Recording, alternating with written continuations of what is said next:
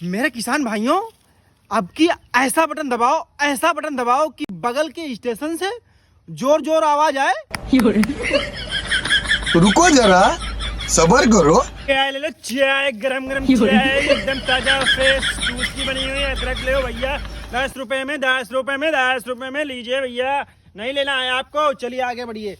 चाय गरम चाय मेरे प्यारे मित्रों, चाय चाय गरम चाय ऑर्गेनिक दूध की बनी हुई एकदम फ्रेश और ताजा।